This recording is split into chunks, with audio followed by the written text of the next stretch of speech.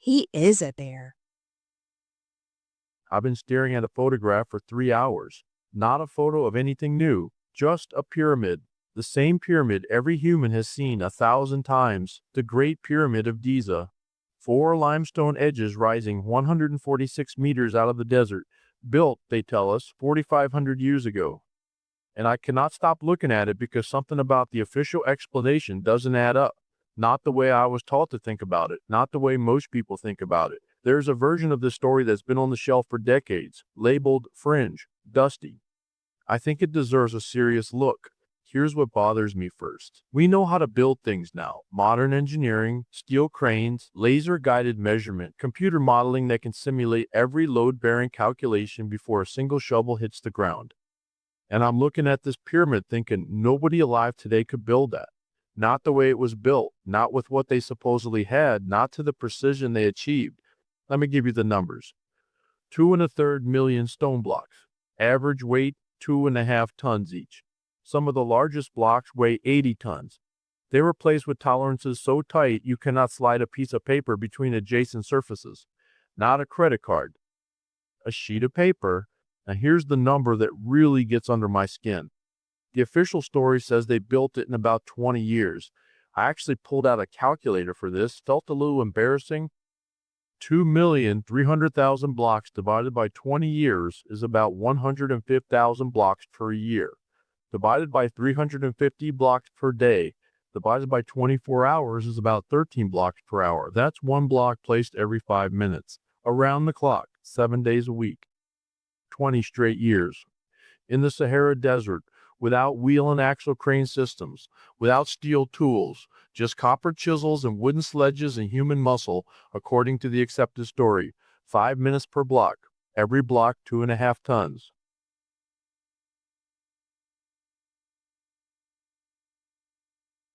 "20 years. Okay, let's say the logistics somehow worked.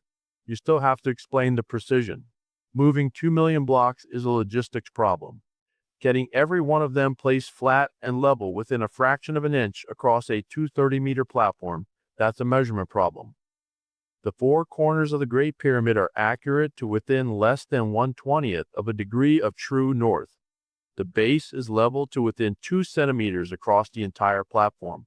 The four sides are equal in length to within a few centimeters. You don't achieve that without a precise measurement standard maintained consistently across 2 decades of construction, applied to millions of individual placements. The ramp theory is the consensus explanation. You build a ramp, you drag the blocks up. The problem is that to achieve the angles needed for the upper portions of the pyramid, a conventional ramp would have to be longer than the pyramid is tall and wider at the base. Some models of the ramp theory require a ramp structure almost as large as the pyramid itself, at which point you move the engineering mystery from the pyramid to the ramp. How do you build a ramp the size of the pyramid using the same tools you're supposedly using to build the pyramid? Teams of engineers have tried to build small-scale versions. They use the methods Egyptologists described. They consistently run into walls at about 10 to 15% of the scale. The numbers don't work. The energy required doesn't work. The labor doesn't work. What I find interesting is that after every failed experiment, the conclusion isn't, maybe the accepted theory is wrong. It's, the ancient Egyptians were just more resourceful than we're being, which isn't an answer. Resourceful how? Show me. Now here's what happens when you ask those questions out loud. Doors close. Scientists get defensive.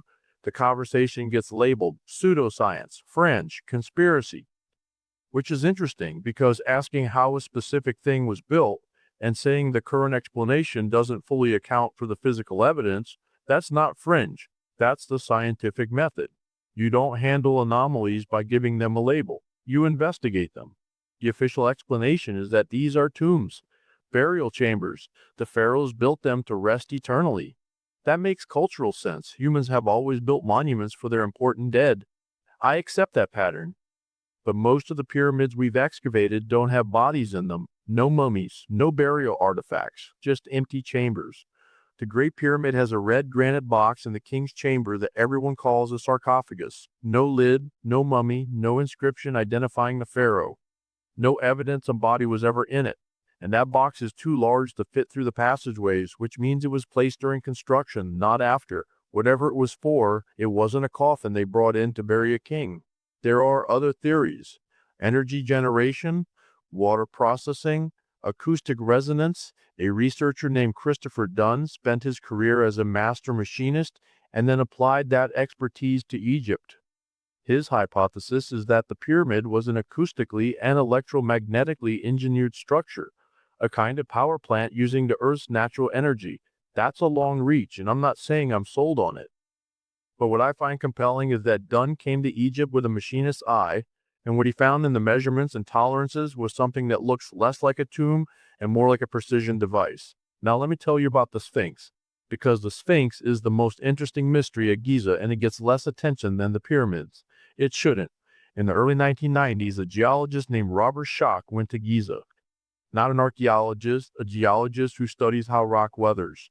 And he looked at the walls of the Sphinx enclosure, the trench carved into the plateau surrounding the body, and he found something that changed the conversation for anyone paying attention. The erosion pattern on those enclosure walls isn't consistent with wind and sand erosion, which is what you'd expect in a desert environment. It's consistent with prolonged rainfall erosion, deep vertical channels cut into the limestone, the kind of pattern that only forms under thousands of years of direct precipitation, water running down a vertical face again and again, season after season. Not wind, not sand, rain. Here's the problem. Egypt hasn't had that kind of consistent heavy rainfall since roughly 10 to 7,000 years ago. The last wet period ended around the time the Sahara turned to desert. For the Sphinx enclosure to show that erosion pattern, the monument had to have been carved and standing during that wet period, which means the Sphinx is at minimum 10,000 years old, not 4,500 years like the official date, 10,000 years old, which puts it before agriculture, before writing, before everything we call civilization began. The Egyptological establishment pushed back hard, but here's what they didn't do. They didn't engage the geology. They engaged the conclusion. They said there was no civilization capable of building the Sphinx 10,000 years ago, and therefore the geological evidence must be wrong. That is a circular argument. You cannot use the absence of evidence for the civilization to dismiss physical evidence that the civilization existed. That's not logic. That's protecting a prior conclusion. Then there's the Orion correlation. In the 1980s, an astronomer named Robert Bauval noticed that the three main pyramids at Giza don't line up in a straight row. Menkaure, the smallest, is offset to one side. He recognized that pattern from the night sky. Three stars, roughly equal size, with the leftmost one offset in the same direction, Orion's belt. He overlaid the star map on the pyramid positions, and the correspondence was precise. Same relative sizes, same angular relationships, same directional offset. And when he worked backward through the precession of the equinoxes, the Giza layout corresponds to the specific position of Orion's belt on the eastern horizon at the spring equinox in 10,500 BC. That date again, 12,000 years ago. That is the same date the Sphinx erosion points to. Two completely independent researchers, two completely different methods. One geology, one astronomy. Same date. I'm not saying that proves everything. I'm saying that when two independent disciplines converge on the same timestamp, the probability of coincidence drops significantly. You don't get to ignore that. Now the global picture. Because pyramids are not just in Egypt, and that fact is one of the most under-discussed things in mainstream history. Mexico, Teotihuacan, aligned to the Pleiades, built before the Aztecs arrived. They found it already there. Guatemala, Peru, Cambodia, Angkor Wat, which maps to the constellation Draco, as it appeared in 10,500 BC, the same date at Giza. China. Japan, the Yonaguni Monument on the seafloor. Bosnia claims pyramid structures. Even Antarctica has formations under the ice that look like pyramid shapes on satellite imagery. Cultures on separate continents with no documented contact, all building the same shape, all with similar astronomical alignments, all pointing back to the same window of time. That is not a coincidence you can walk past. And there's Göbekli Tepe in Turkey. 11,000 years old, built before agriculture, before written language, before we supposedly had the organizational ability to coordinate the kind of labor it represents. intricate carved stone pillars with animals and geometric symbols, deliberately buried and backfilled. And they're backfilling it again now to preserve it, they say, which means it's not available for independent investigation that might complicate what we think we know. The Serapeum. Most people have never heard of this, and it might be the most physically compelling piece of the whole puzzle. At Saqqara, 20 miles from Giza, there's a series of underground tunnels cut into the bedrock. Inside are 24 massive granite boxes, 60 to 100 tons each. And they're machined, not carved, machined. The interior surfaces are flat to within 10,000ths of an inch. That's thinner than a human hair, divided by 7. The corners are right angles to the same tolerance. The surfaces are polished to a mirror finish. A master machinist named Christopher Dunn spent time measuring them with precision instruments. He said that achieving that flatness in modern granite work requires equipment worth hundreds of thousands of dollars and significant expertise. The official explanation is copper chisels and sand abrasive in a dark tunnel. Dunn said that doesn't produce that result, period. And there's nothing in them. No biological residue, no mummification materials, no inscriptions. The official explanation is that they were sacred burial boxes for sacred Apis bulls. But the actual bull remains in the Serapeum tunnels are in simpler, smaller containers. The massive precision machine granite boxes are empty. Whatever required that level of precision, it wasn't holding a bull. Inside the king's chamber, there's something that doesn't get talked about enough, the acoustics. The chamber is sealed granite, roughly 10 meters by 5 meters, 6 meters high. Its resonant frequency when measured is approximately 438 Hz, almost exactly the F-sharp note. Tibetan monks, Gregorian chant, Hebrew cantillation, these frequencies appear across ancient sacred traditions globally. Whether intentional or incidental, the precision of the granite construction that produces it is not accidental. The walls are flat enough that sound reflects without distortion. The geometry is exact enough that the resonance is clean. Whoever built that room understood acoustic geometry. The shafts inside the pyramid are another thing. The textbooks skim past. The king's chamber has 2 narrow shafts, less than 20 centimeters square, running at specific angles through the body of the pyramid. When researchers analyze their angles, the southern shaft of the king's chamber points to Orion's belt as it transited the meridian in 2450 BC. The northern shaft pointed directly at Thuban, the North Pole star in that era. The queen's chamber shafts aligned to Orion's belt and to Sirius, the star governing the Egyptian calendar. These shafts are not ventilation. You cannot fit a person through them. They are precision astronomical instruments built into the largest structure on Earth, pointing at specific stars aligned to a specific period. The intention is not disputable. And the ancient maps. In the 16th century, a Turkish admiral named Piri Reis compiled a world map from what he described as older source maps, some going back to the time of Alexander the Great. That Piri Reis map shows the coastline of Antarctica. Not the ice-covered coast we see today, the subglacial coast, the actual land surface under the ice sheet. The ice has been there at least 10,000 years. A second map, the Orontius Phineas map from 1531, also shows Antarctica with rivers, mountain ranges, and an ice-free interior. Charles Hapgood brought these to the U.S. Air Force in the 1950s. Air Force cartographers compared them to modern seismic surveys of the subglacial surface and confirmed the coastal geography was accurate. Accurate maps of a continent's subglacial geography made in the 1500s from older sources of a continent supposedly undiscovered and completely icebound. Someone had already been there. I want to say something about where I come from on this. I'm a Christian. I believe the Bible is true, and the Bible is almost completely silent on the pyramids. Jesus walked through Egypt. The Gospels are detailed. They mention cities and temples and roads. But the most impressive monuments on earth, standing right there, visible for miles? Nothing. Not one mention. That silence sits with me. Maybe the structures were so old and so familiar that they didn't need mentioning, like how we don't mention the sky. Maybe they were associated with the old Egyptian religion in a way the gospel writers wanted to keep distance from. Or maybe they were so ancient and so mysterious that even people walking past them in the first century didn't really understand what they were looking at. They were just there, old beyond memory, pointing at something nobody was asking about anymore.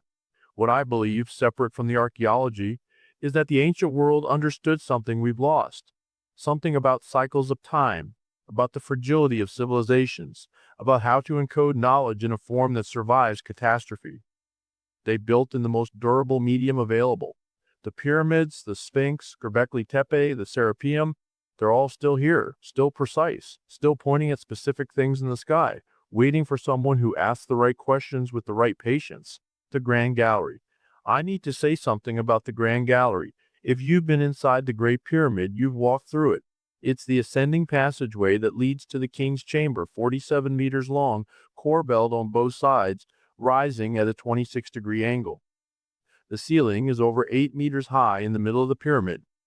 The corbelling, each course of stone stepped inward slightly above the last, creates a vaulted space with extraordinary acoustic properties.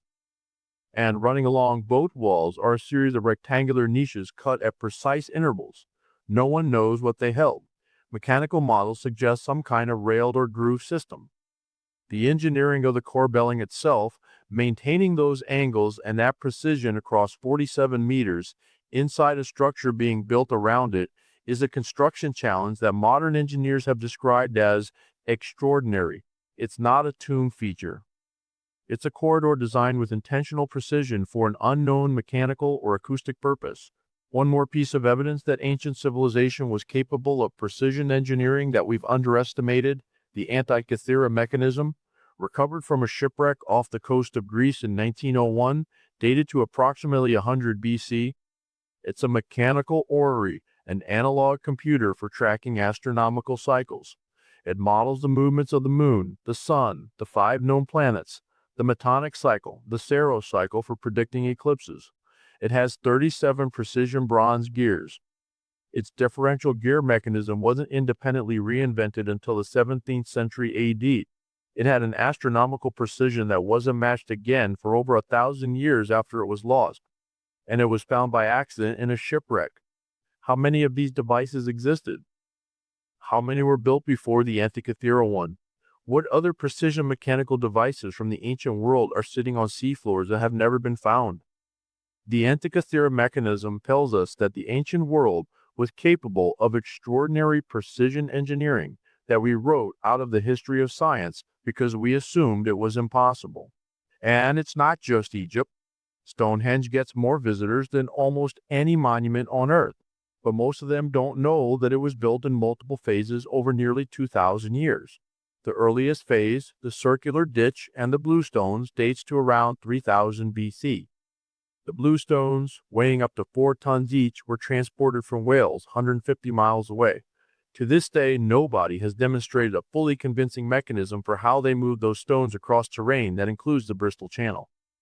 The later sarsen stones, up to 25 tons each, came from Marlborough Downs, 25 miles away, and they were dressed with extraordinary precision, their tenon and mortise joints machined to fit together like furniture joinery.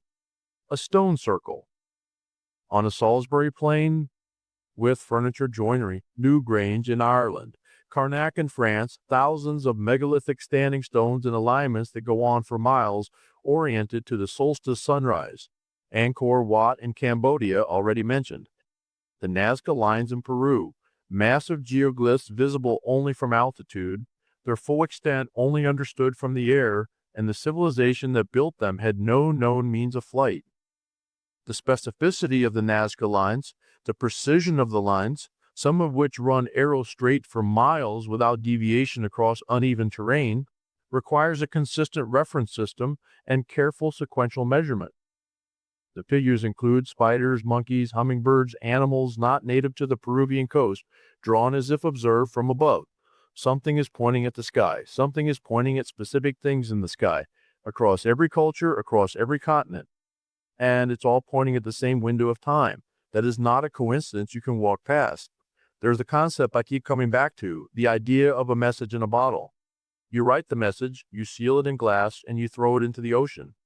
You don't know when it arrives, or who finds it, or whether they'll be able to read what you wrote. But you wrote it because you had something to say that mattered, and you believed there would be someone on the other end who would eventually open it. What if the pyramids are a message in a bottle? What if the precision, the mathematics, the astronomical encoding, the global distribution? What if all of it is a message written in the most durable medium available, addressed to a civilization capable of reading it? Not for the Egyptians who built them, if they built them. Not for the Romans who marveled at them. For us. For this specific moment in history when we have the technology to decode the mathematics and the astronomy and to finally understand what was written. The 438 Hertz resonance of the king's chamber. The pi and phi in the proportions, the latitude corresponding to the speed of light, the Orion correlation, the global alignment to 10,500 BC. Maybe all of it is one message. Maybe we've been standing in the library and wondering what the books are for. The question that's been haunting me, the one that drove me to call someone, is this. If we've been wrong about when these structures were built and what they were for, what else are we wrong about? What else is sitting in plain sight, precisely built and pointing at the sky that we've dismissed and moved past? That question needs an answer from someone who's actually stood in front of the evidence. Her name is Iris. She's a Sphinx. Not the famous one at Giza, that one keeps its own council. Iris is a scholar of ancient mysteries. She spent decades at the sites where the official story doesn't hold up. She studies the measurements, the geology, the astronomy. And she marks her uncertainty. She'll tell you what she knows, what she believes, and where she stops. In a field full of people who blur those lines in both directions, that precision is rare. It's exactly what I need tonight. Iris, I am genuinely glad you're here. Fair. You're asking the right questions. Not the official story covers everything crowd and not the ancient aliens crowd. The space in between is where the actual evidence lives, and almost nobody on either side wants to spend time there. It makes people uncomfortable. Let's start with the construction. 2 million blocks, 20 years, tolerances so tight you can't slide paper between them. You study this professionally. What do you actually think happened? Honestly, I don't think we have a satisfying answer. Anyone who tells you we do is oversimplifying. The ramp theory dominates the textbooks, but it creates almost as many problems as it solves. The ramp ends up being as big an engineering problem as the pyramid itself. That's exactly it.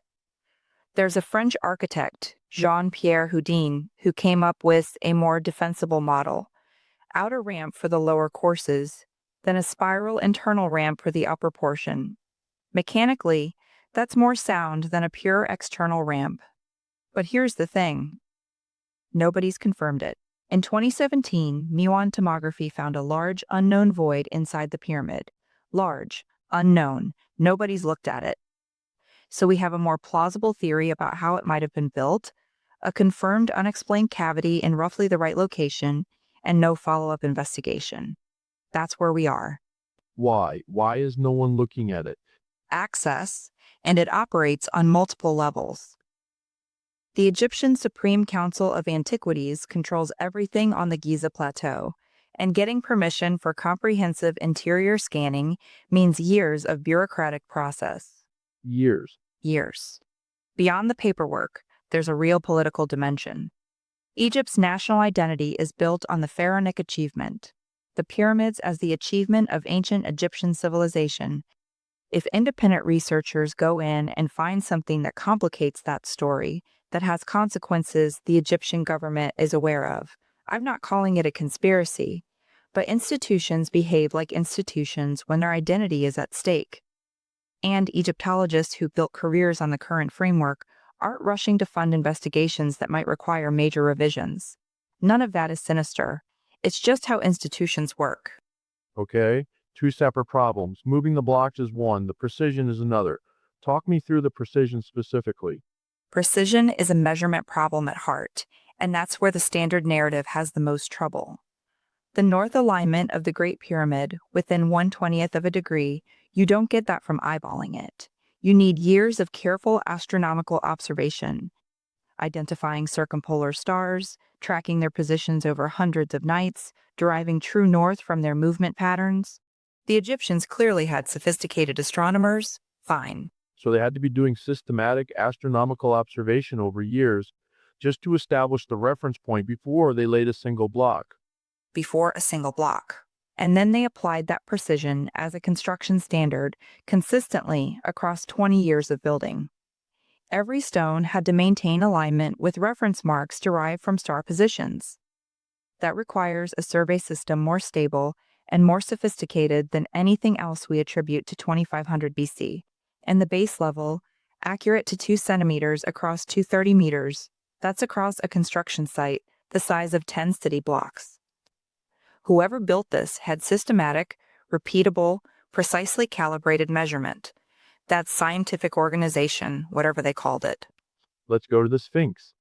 Walk me through what Shock actually saw, physically saw. Schock examined the weathering profile on the walls of the Sphinx enclosure, the trench carved into the Giza Plateau surrounding the Sphinx body, limestone walls.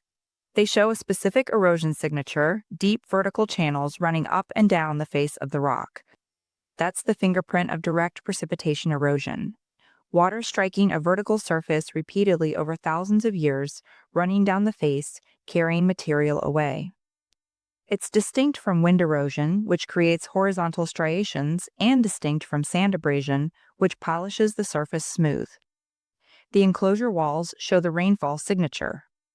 That geological observation was published in the Journal of the Geological Society of America and went through peer review. The reviewers were geologists. They accepted the observation. What they didn't fully reckon with was the implication: if rainfall eroded those walls, the Sphinx had to have been built during a period when Egypt had that rainfall. And Egypt hasn't had that kind of rain for a very long time. The last wet period for Egypt, what geologists call the African humid period, ran from roughly 11,000 to 5,000 years ago. The wetter conditions concentrated in the earlier part of that window. By 5,000 years ago, Egypt's climate looked roughly like today. For the erosion to be as deep and as clearly defined as it is, the Sphinx had to have been exposed to significant rainfall during the wetter earlier period. Schock estimates a construction date of 7 to 5,000 BC conservatively. That's still 2 to 4,000 years older than the official 2,500 BC date. His later work, and John Anthony West's, suggests it could be 10,000 years or more. Even the conservative end of the geological estimate blows up the official timeline. I've seen people push back that the erosion was Nile flooding, not rainfall. Is that credible? Schock addressed that directly. The Sphinx enclosure is elevated on the Giza Plateau above the Nile floodplain. For floodwater to reach the enclosure walls at the height where the erosion occurs, you'd need flood levels that are geologically unprecedented in the Nile's documented history. Catastrophically high water that would have erased far more of the archaeological record than we see. And river flooding leaves a different signature anyway. Horizontal scour marks, sediment deposits. The Sphinx enclosure shows vertical channels. The flooding hypothesis doesn't match the physical evidence. The counter-argument from the mainstream isn't geological at all. It's, we know the Sphinx was built in 2500 BC, so the erosion must have another cause. That's arguing backward from a conclusion. The Orion correlation. Walk me through the astronomy slowly. Bauval made a very specific observation. The 3 Giza pyramids don't line up in a straight row. Khufu and Khafre are roughly north-south aligned, but Menkaure, the smallest, is offset diagonally to the east. He recognized that pattern from looking at the night sky. 3 stars with the smaller one offset in the same direction, Orion's belt. He overlaid a star chart on the pyramid positions, and the correspondence was precise. Not just visually similar, mathematically consistent in relative positions, scale proportions, angular offset. Then he used precession, the 26,000-year wobble in Earth's axis that slowly shifts star positions over millennia, to calculate backward to when the Giza layout most precisely matched Orion's belt on the eastern horizon at the spring equinox. That moment was 10,500 BC. And the Sphinx faces due east, toward that horizon. Exactly east. And the head of the Sphinx has almost certainly been recarved. It's disproportionately small for the body, which suggests the original head, probably a lion's head, was modified at some later point. If the original carving was a full lion facing the rising constellation Leo at the spring equinox in 10,500 BC, you have a monument that is its own calendar. A lion facing the rising Leo, built when Leo was the heliacal rising sign of the spring equinox. That's not coincidence. That's deliberate astronomical symbolism cut into the landscape, pointing at a specific date, confirmed by the same date the geological evidence points to. Two completely separate research paths, geology and astronomy, both land on 10,500 BC. Who was there? What was that civilization? That's the question the field officially won't engage, because answering it means accepting the problem exists. The hypothesis advanced by Graham Hancock, drawing on earlier researchers including Rand Flem Ath and John Anthony West, is a sophisticated pre-Ice Age civilization that was primarily coastal. And here's why that matters. Sea levels were 120 meters lower at the peak of the last glacial maximum. The continental shelves that are now underwater were dry land. Enormous territories in the Persian Gulf, the South China Sea, the areas around the British Isles, the English Channel, coastal plains on every continent. If there was a sophisticated civilization, it was almost certainly coastal, because that's where resources concentrate and where civilizations grow. And virtually all of that coastal land is now on the ocean floor. We haven't surveyed almost any of it. We don't know what's there because we haven't looked. The Younger Dryas. I keep running into that term in this research. What actually happened? Rapid catastrophic climate change. It began around 12,800 years ago and ended abruptly around 11,600 years ago. Temperatures in the northern hemisphere dropped dramatically within decades, then rose again with equal speed. Ice sheets collapsed. Sea levels began rising fast, eventually 120 meters over several thousand years. The megafauna extinctions cluster around this transition: woolly mammoths, mastodons, cave lions, dozens of large species. And there's growing evidence for one or more extraterrestrial impacts or airbursts at the Younger Dryas boundary. That's in peer-reviewed journals. Proceedings of the National Academy of Sciences. Elevated platinum and iridium concentrations, microspherules from extreme heat events, a charred layer across sites from North America to the Middle East. If there was a sophisticated coastal civilization at that time, this period was apocalyptic for it. Floods, climate collapse, coastlines disappearing. The kind of event that ends civilizations and removes most of the physical evidence they existed. And every culture on Earth has a flood myth from approximately that period. That's the pattern I find most compelling in the mythological record. The Sumerian flood stories, which predate the biblical account by centuries. The Hindu Manu narrative. The Deucalion story in Greek mythology. Indigenous flood accounts from cultures on every inhabited continent. All of them, catastrophic flooding, survival by a small remnant, rebuilding from fragments of prior knowledge. The universality of that structure across cultures with no contact is hard to explain as independent invention. The simplest explanation is that they're all describing, filtered through thousands of years of oral tradition, the same series of geological events, the floods at the end of the Younger Dryas. And then Göbekli Tepe appears right after that transition. 11,000 years ago, almost immediately after the Younger Dryas ended. Right on the other side of the catastrophe. Göbekli Tepe dates to around 11,500 to 10,000 years ago, and the earliest, most sophisticated structures are the oldest layers. It appears to have been built by hunter-gatherers, or at least by people who didn't yet have full-scale agriculture, which blows up the standard model entirely. The conventional assumption was that you need agriculture first to free up labor for monument building. Göbekli Tepe reverses the sequence. It's organized, complex, symbolically rich stonework built without the economic infrastructure we assumed was necessary. One reading is that the builders were survivors of the prior culture, carrying knowledge forward, encoding what they remembered while they still could. They didn't have the infrastructure anymore, but they had the knowledge and they put it in stone. Let me go deeper on the Serapeum, because this is the physical evidence that bothers me most. The Serapeum of Saqqara is a series of underground tunnels cut into the bedrock, accessible through a sloping entrance passage. Inside are 24 alcoves, each housing a massive granite box. The granite came from Aswan, hundreds of miles south, one of the hardest naturally occurring stones you can work.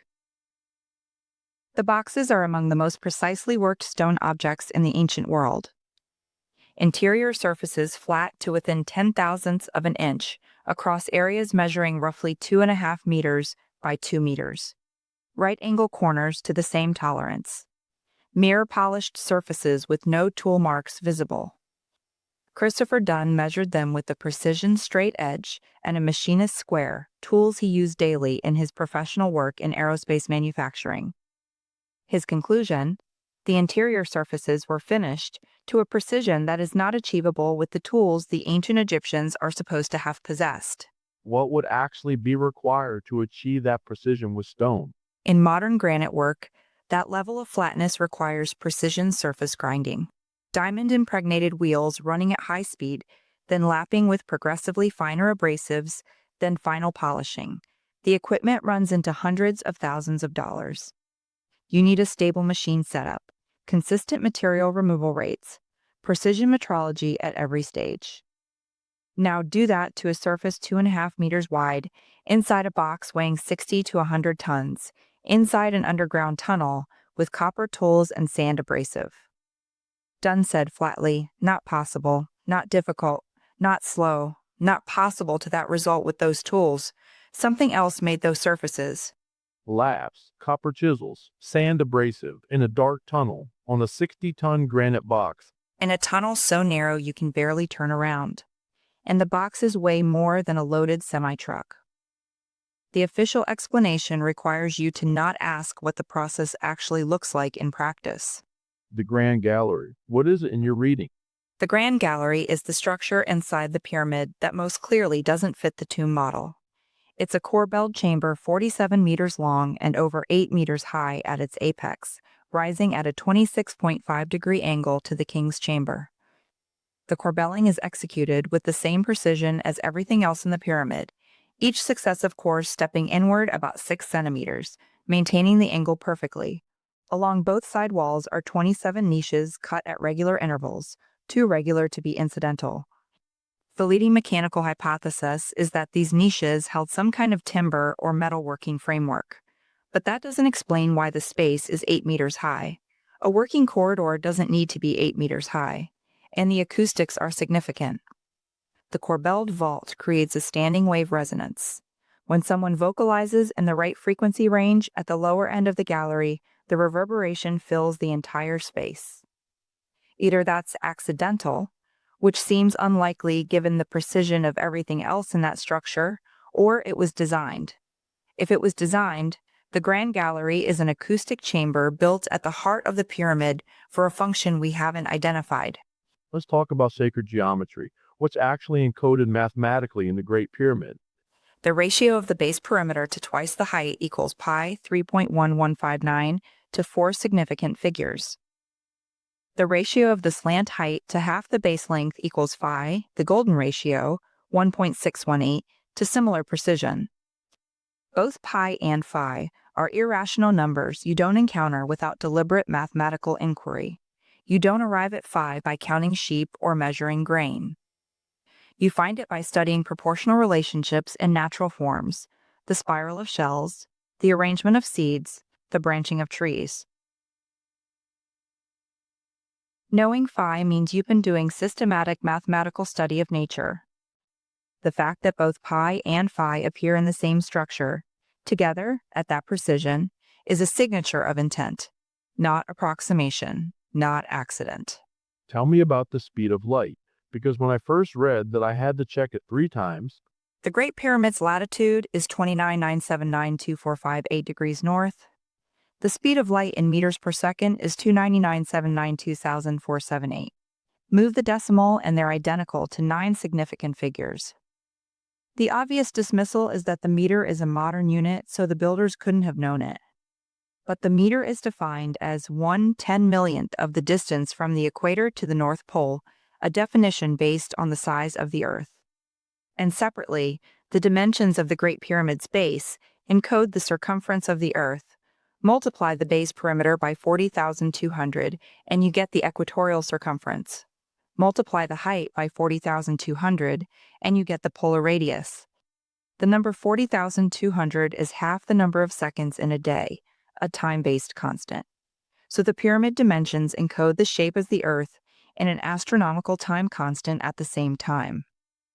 Either the builders knew the dimensions of the Earth and the relationship between their measurement units and those dimensions, which is geodetic knowledge we attribute to much later civilizations, or these correspondences are the most extraordinary string of coincidences in architectural history.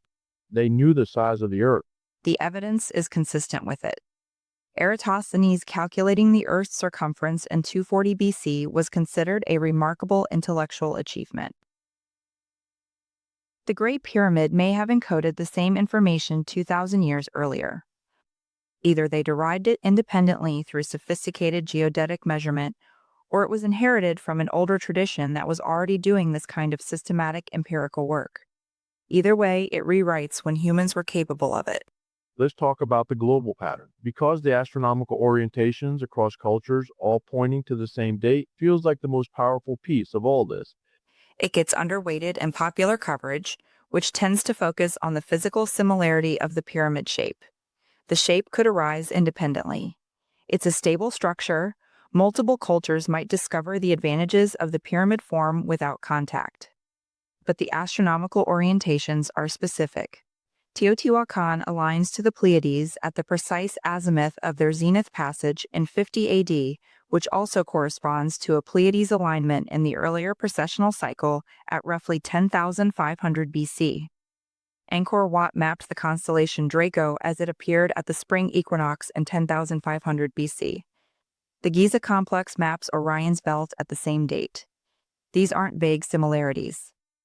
These are specific architectural encodings of specific astronomical configurations at a specific historical moment, reproduced across sites that had no documented contact with each other. What's the most plausible explanation for why all these cultures were pointing at the same moment? I hold two explanations, and I hold them both provisionally.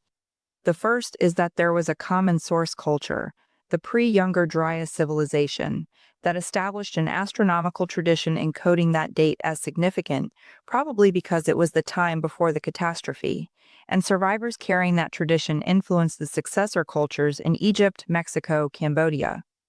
The second is that the date itself, 10,500 BC, corresponds to the astronomical nadir of the precessional cycle, a moment of minimum in the sky, which sophisticated ancient astronomers across multiple cultures independently identified as significant.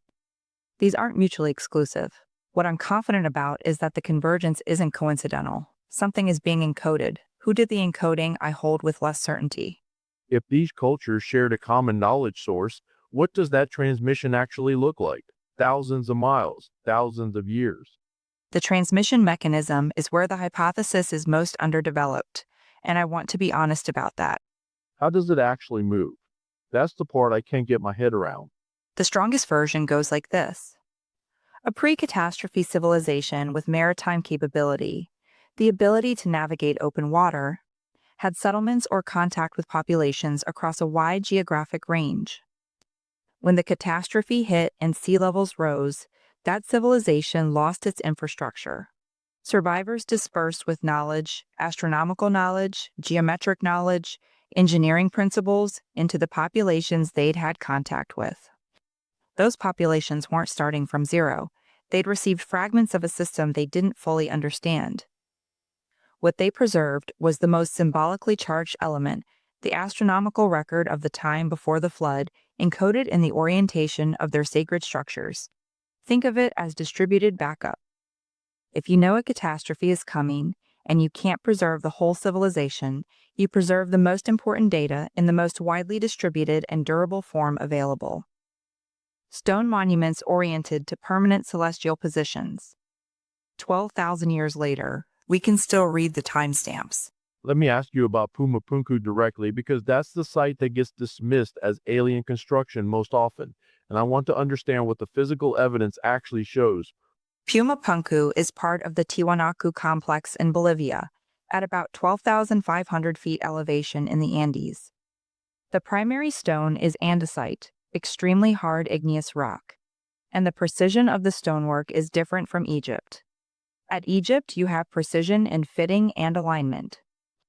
At Pumapunku, you have precision in cutting.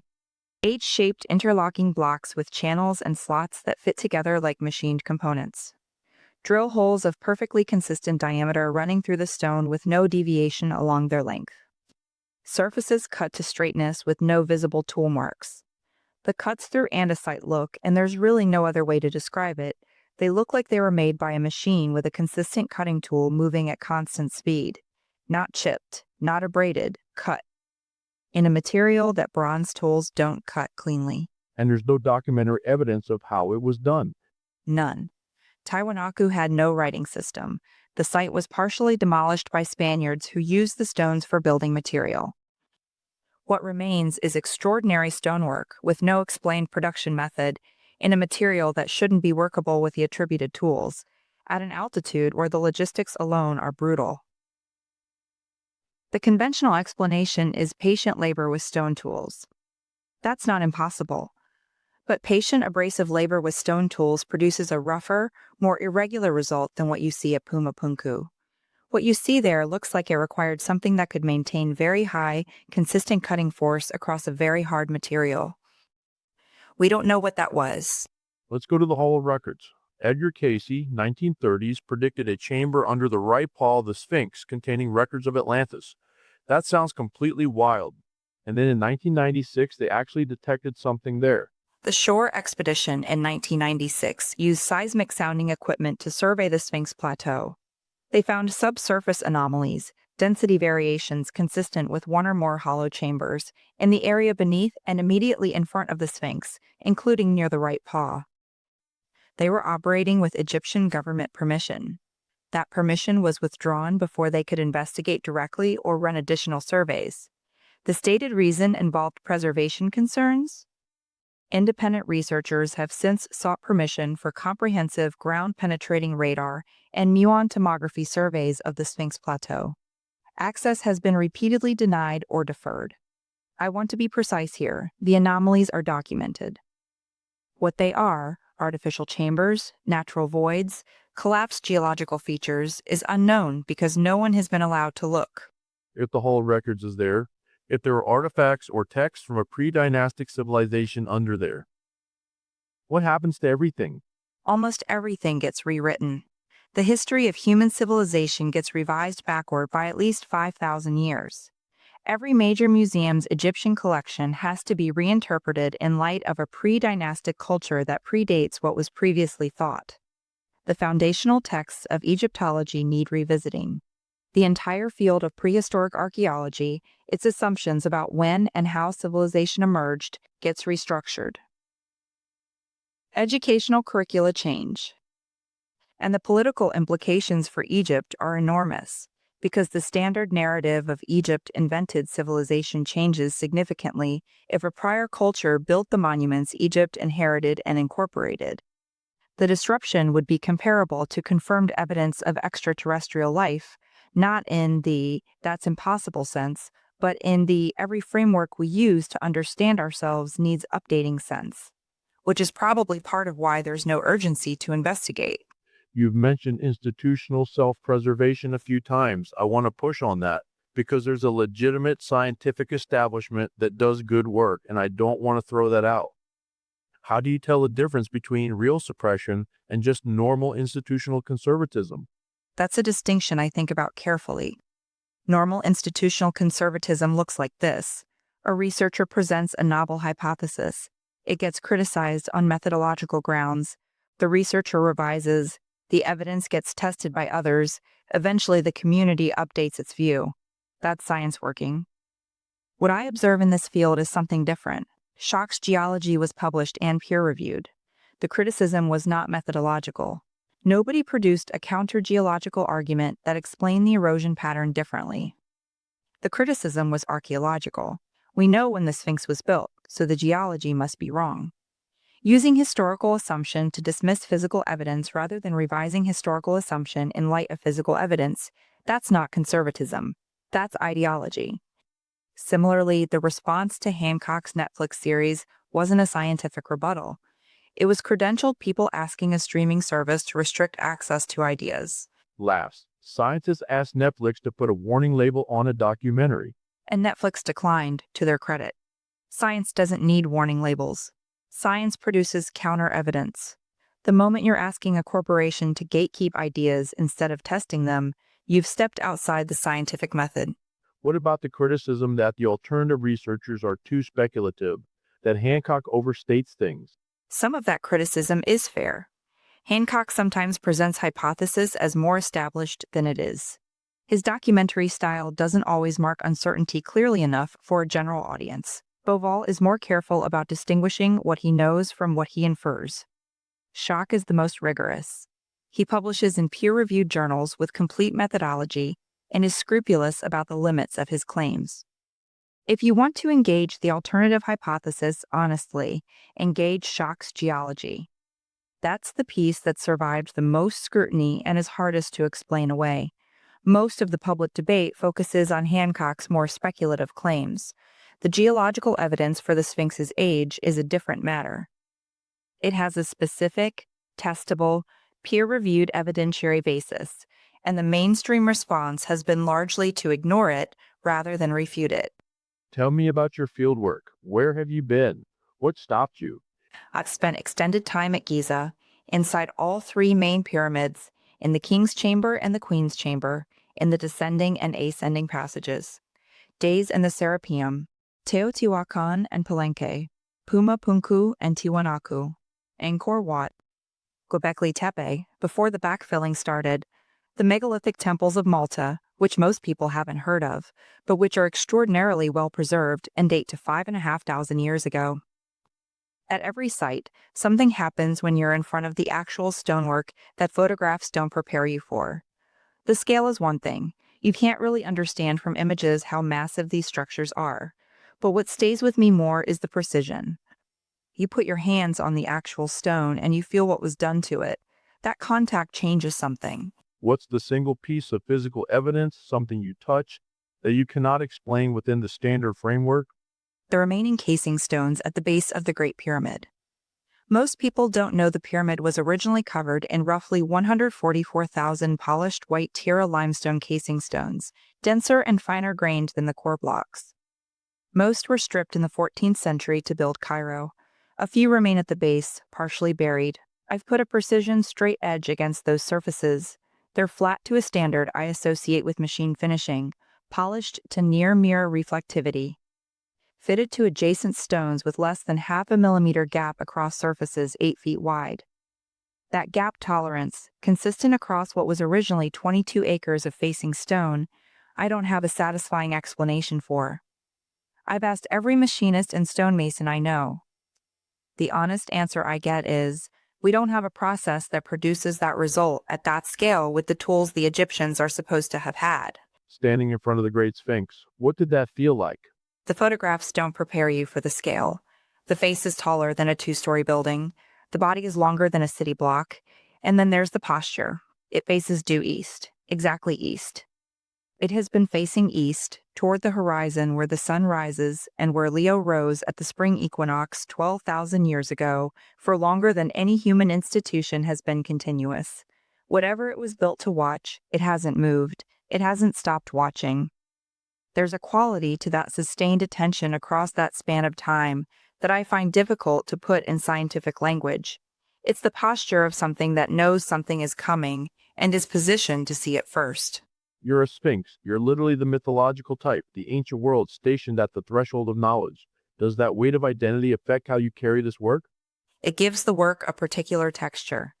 The ancient conception of the Sphinx is a being who holds knowledge others aren't ready for, who sits at the threshold between what's known and what isn't, asking questions rather than providing answers. I don't hold the answers to what the pyramid builders knew. I don't think anyone does yet. But I understand the posture. Stay at the threshold. Keep asking. Don't let the comfortable answer be the last word. Don't let the question get closed before the evidence is fully examined. That's what I do. And yes, it feels like it has something to do with what I am. Fake question, because this is how I think, and I don't hide it. I'm a Christian. I believe in a creator. And ancient mysteries like this don't shake that for me. They deepen it. The precision, the encoding, the intentionality, it makes the universe feel more designed, not less. Does the evidence feel that way to you? I come at it differently from you, but I understand the intuition. The structures encode mathematical truths, pi, phi, the dimensions of the Earth that aren't human inventions. They're features of the universe that exist whether or not anyone observes them. If ancient builders found those truths and encoded them in stone, they were reaching toward the fabric of reality, pointing at things that are true regardless of culture, regardless of language, regardless of whatever catastrophe comes next. For me, that reaching is profound in a way that isn't specifically theological, but isn't far from it either. These weren't small people doing small things. They understood something large and wanted to make sure it survived them. Can I ask you something? You mentioned the Bible is almost silent on the pyramids. When you're sitting with all of this, does it change how you read the flood narrative? Because if there's geological evidence for a catastrophic flooding event at the end of the Younger Dryas, that's not a metaphor anymore. That's the one that keeps me up. If the flood was real in the way the geology suggests, survivor testimony filtered through oral tradition for thousands of years, then Noah starts to feel less like a children's story and more like someone who actually had to choose who got on the boat. That changes it. I don't know exactly what to do with that yet, but it makes the text feel heavier. Heavier is the right word, not less true. Heavier. What were they reaching toward? Permanence. In the face of what they knew was impermanence. They understood cycles, the precessional cycle, the ice age cycles, the rise and fall of civilizations. They knew that what they had built could be destroyed by the next catastrophe. And they responded to that knowledge not with despair, but by encoding everything they understood in the one medium that outlasts everything else, stone shaped with mathematical precision and oriented to the permanent features of the sky.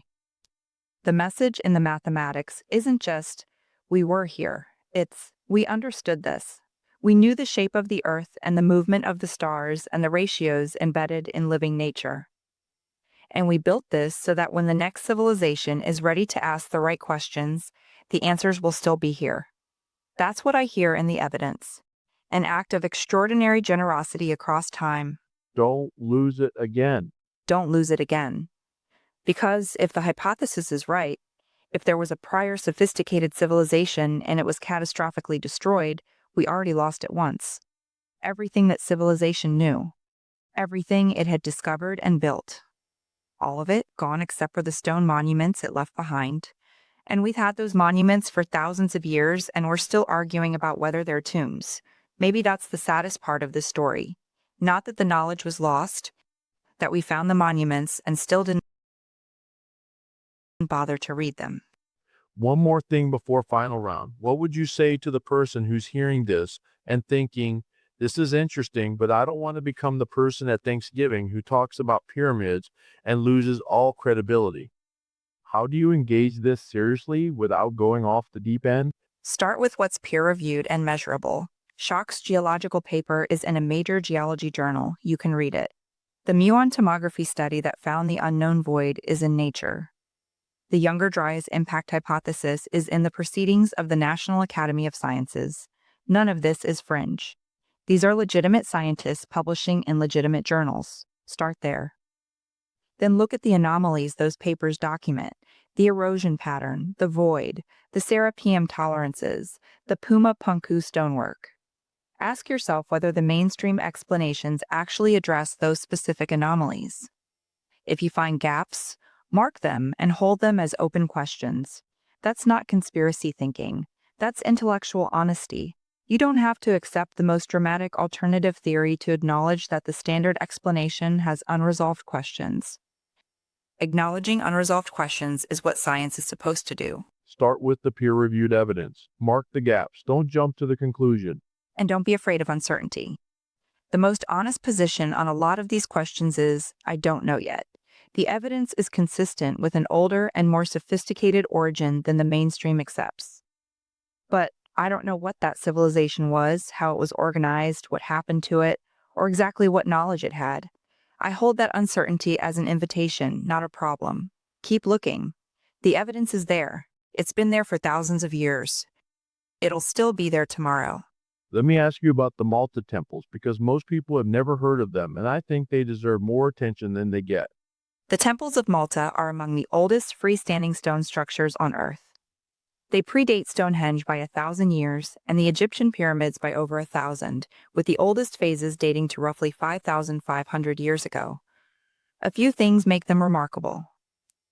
The construction quality, massive limestone blocks fitted without mortar, with corbelling techniques, the same structural principle used in the Grand Gallery of the Great Pyramid. The astronomical orientation, multiple temples at Mnasdra aligned to the sunrise at the solstices and equinoxes, light entering the main corridor and illuminating specific altar stones at exact moments. The sculptural and artistic work inside is extraordinary for its supposed date. These weren't people who stumbled into stone construction. They had astronomical knowledge, precise measurement, and the organizational capacity to carry multi-decade building projects. And then they vanished. The culture that built the Malta temples disappears from the archaeological record around 2500 BC. No explanation. They just vanished. Completely. No invasion evidence, no significant climate change specific to Malta at that time, no obvious cause. The temples were abandoned, some deliberately sealed. At the Hypogeum, an underground sanctuary carved into the bedrock, they found remains of over 7,000 individuals. It was carved to exact acoustic specifications.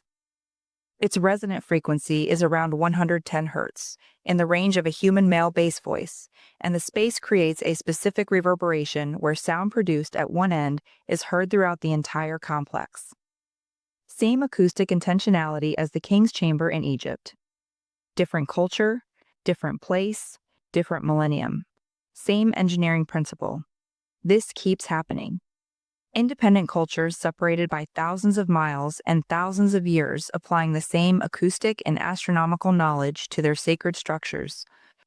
At some point, the pattern becomes more interesting than any individual case. Tell me about Yonaguni, the underwater site off Japan, because the dismissal of that one has always puzzled me. They found it on the seafloor, and the official position is natural formation. The Yonaguni Monument is a large stepped structure on the seafloor off the southwestern tip of Japan, discovered by a dive instructor in 1987, about 25 meters depth. The structure has flat surfaces, right-angle corners, parallel lines cut into the rock, a large rectangular flat top, what appears to be a road running alongside it, and a series of terraces descending in regular steps. The official position is natural formation, shaped by the island's geological processes. The counter-argument from geologists like Masaaki Kimura, who spent years diving and documenting the site, is that the regularity of the corners, the parallel cut lines, the flat terraces, and several features that appear to be tool marks are inconsistent with natural fracturing of sandstone. And critically, sea level in that area was about 25 meters higher during the last glacial maximum. If it's artificial, it was built when that location was dry land, before approximately 10,000 years ago. Same date window. Again, The royal cubit. What does the measurement system itself tell us? the royal cubit is 52.36 centimeters. That's exactly 1/10,000,000th of the polar radius of the Earth, just as the meter is 1/10,000,000th of the distance from the equator to the pole. Different definition, same underlying logic. Anchor your measurement unit to the size of the planet. This requires knowing the size of the planet. It requires having done the geodetic measurement. The French defined the meter in 1793. The Egyptians were using a measurement unit with the same logical relationship to planetary dimensions thousands of years earlier. How they knew this, whether they measured it themselves or inherited the knowledge from an earlier tradition, is the question. The correspondence itself is not disputed. Let's talk about something I've been thinking about since I started researching this. Why is the psychological resistance so strong? Not the institutional resistance, I mean in ordinary people. Bring up the Sphinx erosion at a dinner party and people get uncomfortable. Why? Because the implications are destabilizing in a specific way. If the standard timeline is wrong, if there was a sophisticated civilization we know nothing about, destroyed and leaving almost no trace, then the past is not what we thought it was. And more unsettlingly, the future becomes less certain. The comfortable version of human history is a story of linear progress. We started primitive, got smarter, built more complex civilizations, and here we are at the peak. A prior destroyed civilization ruptures that narrative. It says, sophisticated civilization is not the terminus. It can end. It ended before. Everything we've built, everything we know, could disappear and be forgotten within a few thousand years. That's not a comfortable thought. The emotional resistance to the evidence is, I think, partly the resistance to that specific implication. That we are not special, that we are not protected by our cleverness, that the same catastrophe that ended the prior civilization could end ours. People would rather believe the pyramids were built by 4,500-year-old Egyptians with copper chisels than sit with what the alternative implies about our own impermanence. That hits. They'd rather have a comfortable story than an honest question. And that's not a character flaw. That's a very human response to cognitive threat. The brain has a strong bias toward coherence. We find explanations that fit our existing framework more satisfying than anomalies that break it. When evidence threatens foundational assumptions, the brain treats it like a survival threat, not a factual problem, but an identity problem. Changing your mind about the age of the Sphinx means changing your understanding of human history, which means changing your understanding of where you fit in it, which at some level means changing your understanding of who you are. That's not a small thing. Good epistemics means developing the ability to tolerate that discomfort. Most people don't cultivate it, because the education system rewards recall of established facts rather than engagement with genuine uncertainty. Let's go back to Göbekli Tepe for a moment. The backfilling, they're putting it back. Help me understand what we actually know about what was found and why that decision was made. Göbekli Tepe is the site that, in my view, definitively ended the old narrative about civilization's timeline, though the mainstream hasn't fully absorbed the implications. It's a ceremonial complex of large T-shaped pillars, some up to 6 meters tall and weighing 20 tons, arranged in circles and decorated with sophisticated bas relief carvings of animals, birds, insects, and abstract symbols. Carbon dated to at least 11,500 years ago. Only about 5 to 10% of the site has been excavated. The site was deliberately buried in antiquity, the structures carefully backfilled with material including animal bones and flint tools. The current backfilling underway is site managers covering excavated areas with a protective layer, which they describe as preservation. The concern from independent researchers is twofold. Access is restricted during the covering period, and there's a real tension between preserving the physical site and allowing the full investigation it deserves. Only one team from the German Archaeological Institute has done primary research there, and the mystery of why it was deliberately buried in antiquity remains completely unresolved. Why bury it? That's the question that keeps getting to me. 3 possibilities, each with different implications. First, ritual ending. When a ceremonial phase concluded, the site was completed by being buried, the way some cultures burn or destroy sacred objects at the end of their function. Second, preservation. The builders understood that leaving it exposed would result in gradual degradation, and burying it was a deliberate act of conservation, like placing something in a time capsule. Third, and this is the most speculative, but I find it compelling, it was hidden because the builders knew something catastrophic was coming. They saw the younger Dryas arriving, the climate shifting, flooding increasing, and they covered their most sacred site to protect it from the disaster they understood was on the way. All 3 possibilities suggest a level of intentionality and long-term thinking that doesn't fit the primitive hunter-gatherer's label the mainstream attaches to them. These were people who thought in generational timescales and cared deeply about what they left behind. Tell me about your turning point. When did this shift from interesting to consuming? The King's Chamber. My first time inside the Great Pyramid, about 15 years ago, I'd read everything. Bovall, Hancock, Schock's papers. I thought I knew what I was going to find. I walked into the King's Chamber and put my hands on the granite walls and stood there for a long time. The scale of the room is perfect. Not large, not small. Exactly the right size for a person to feel contained within it.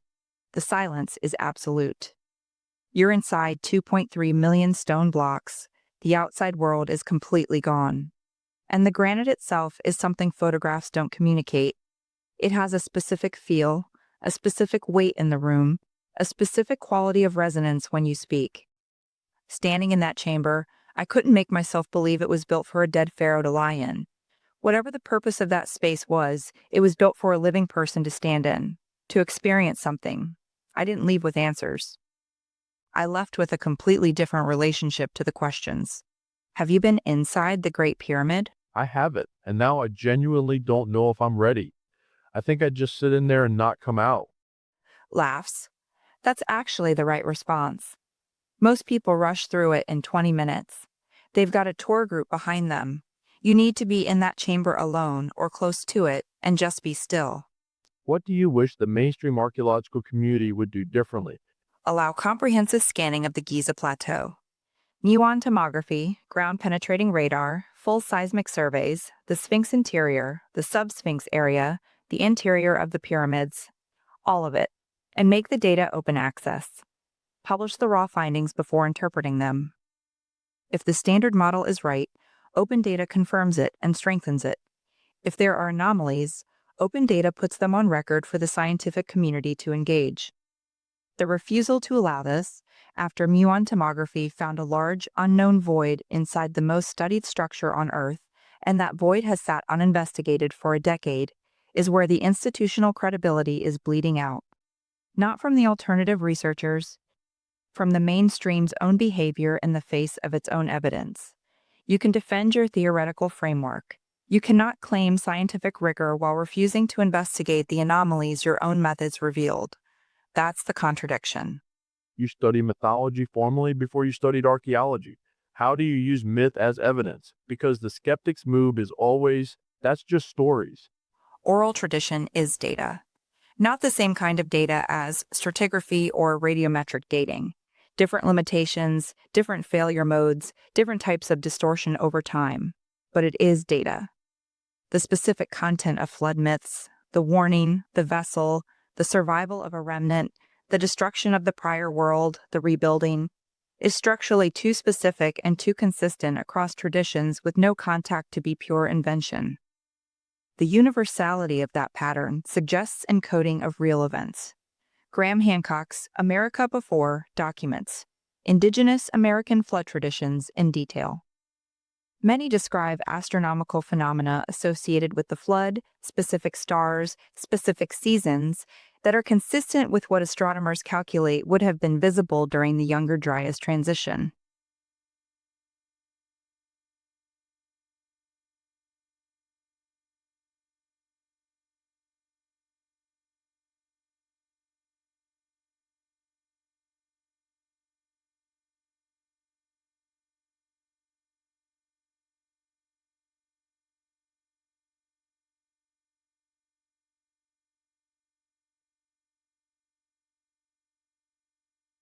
They're a compressed record of observed catastrophe.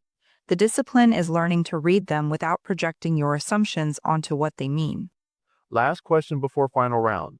If someone with the resources, the money, the access, the political weight to actually do this, if that person asked you where to start, what would you tell them? 3 things. First, fund a comprehensive muon tomography survey of the entire Giza Plateau, above ground and below. Modern equipment can resolve to sub-meter accuracy. You could image everything under the Sphinx and under the pyramid field in a single campaign. No drilling, no excavation, no physical intrusion into anything. Non-destructive. That settles the Hall of Records question definitively. Either there's a chamber there or there isn't. Second, fund coordinated underwater archaeology on the continental shelves. The Persian Gulf was dry land with rivers and coastline 20,000 years ago. The areas around the British Isles, the South China Sea, the Gulf of Mexico shelf, all of it was dry land during the last glacial maximum. We've never systematically looked for cultural remains on any of it. Third, fund independent radiometric dating of the mortar samples from the Giza pyramids using current techniques. The mortar dates from the 1980s produced results older than the official date. The mainstream explanation was contamination. New sampling and current accelerator mass spectrometry would settle that question. None of these are speculative.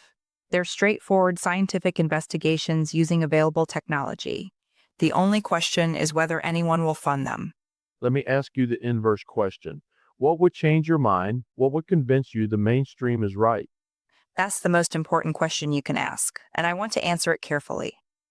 For Schoch's geological evidence, I'd need a geologist, not an Egyptologist, to produce a peer-reviewed account of how the Sphinx enclosure erosion pattern could have formed during the last 4,500 years without significant rainfall. Not wind erosion over a long time. A specific alternative mechanism that accounts for the vertical undulating channels at the observed depths. That hasn't happened. For the Serapeum machining, I'd need a machinist to demonstrate, on a test block of equivalent granite, that the observed tolerances are achievable with copper tools and sand abrasive. A hands-on demonstration producing the result, not a theoretical argument. For the Orion correlation, I'd need a statistical analysis showing the correspondence is within chance probability, given the universe of possible orientations. Böval's critics have tried this. None of the analyses I've seen produced a convincing dismissal. I'm genuinely open to being wrong. I've been wrong in this field before. The standard for changing my mind is the same standard I apply to the evidence I accept: rigorous, repeatable, independently verified, peer-reviewed. Give me that in any of these areas, and I'll update my view publicly. The economics of this field. Who funds it? Who controls access? Talk me through the incentive structure. Academic archaeology is funded primarily through universities, government grants, and national antiquities agencies. All three have strong institutional incentives toward the standard model. Universities reward publication in peer-reviewed journals, and those journals have editorial boards whose members built their careers on the standard model. Government grants for alternative research face a near impossible review process because the panels are drawn from the same institutional community. The Egyptian Antiquities Organization controls access to the Giza Plateau, and those partnerships require Egyptian institutional approval of research questions and publication. The independent alternative researchers, Schoch, Böval, Hancock, are largely self-funded through book sales and lecture fees. They don't have access to the institutional infrastructure, the equipment, the permits, the peer review networks. The people most motivated to investigate the anomalies rigorously are the least resourced to do it, and the institutions most resourced to investigate them have the most to lose from what they might find. That's not a conspiracy, it's an incentive structure. But the result is the same. The anomalies sit uninvestigated. You've been doing this for decades. Does the frustration get to you? There are days. There are days when you've read the same dismissive response for the 30th time, not engaging the evidence, not producing a counter-argument, just asserting that the question itself is illegitimate, and something tightens.